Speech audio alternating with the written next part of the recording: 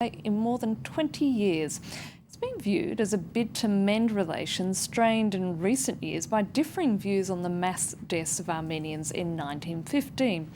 It's also been viewed as an essential gesture to smooth the way for French companies looking to do business in Turkey. Now, during talks on Monday, the French president somewhat cautiously backed Ankara's aim to join the EU.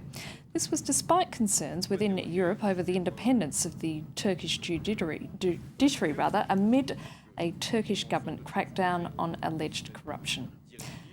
Mr Hollande's stress that the issue will be put to referendum in France. For more on this historic trip, I'm joined by Sanem Ayadin, an associate professor at Istanbul's Bilgi University.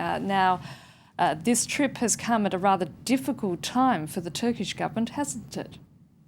Yes, indeed, it has. I mean, it is a very difficult time in terms of the domestic turmoil within Turkey, since the government has been facing difficult days with respect to the process of judicial control, with respect to the coalition within the government that had been breaking for the last few weeks, since mid-December particularly. And this is also a time when the government is facing intense criticisms, not just from within, but also from the international community with respect to its efforts to control the judiciary in particular.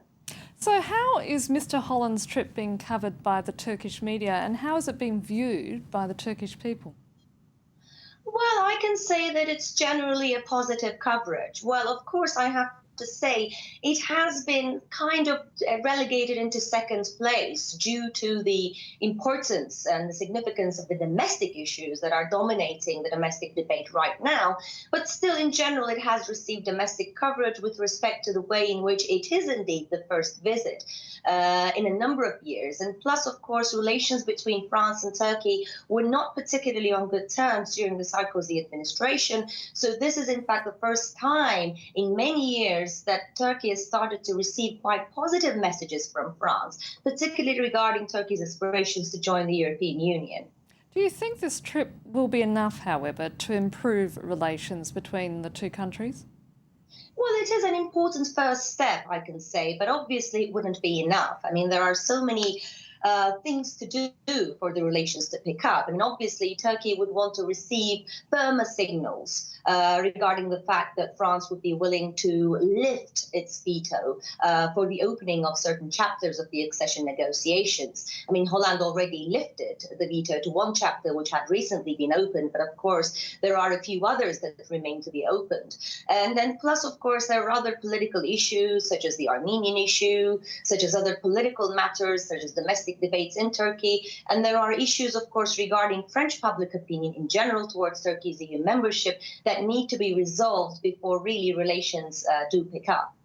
But given the current crisis in Turkey, does international community views hold much sway with the Turkish government? Are they listening to what the international community is saying, and in particular Europe? Well, to be honest, I think yes. I mean, actually, until recently, generally, Turkish public opinion was quite pessimistic, feeling that the Turkish prime minister wasn't listening to anybody domestically, and that he wouldn't be listening to any of the critical voices coming particularly from the European Union and Europe as well. But that wasn't the case at all. I mean, if you remember, before Hollande's visit to Istanbul, Prime Minister Erdogan visited Brussels. You know, he attended the Council summit, and after he returned from the summit, they decided to put the recent draft law on the judiciary to hold. I mean, they didn't, of course, cite the European Union as the prime reason for it, but many suspect that the European Union here was the prime driver, of conditionality that, in fact, made the draft law put on hold, at least for a time being. So that still shows, I think, that the European Union still has some clout on the way in which domestic politics are made within Turkey. Now, given that the Turkish government, as we've just been talking about, has very much been focused on domestic events, where do things stand with the campaign to get EU membership? Has it sort of been put onto the back burner a bit as a result? Well, yes. I mean, for a long while, since about 2000, 2006 and 2007 in particular, we see the European Union membership issue being put on the back burner seriously. And domestic issues are up at the forefront. Turkey had been looking more to the Middle East and to its larger southern neighborhood for influence and activism. And of course, coupled with certain developments in the EU, such as, of course, most prominently the euro crisis, relations seem to have stalled significantly.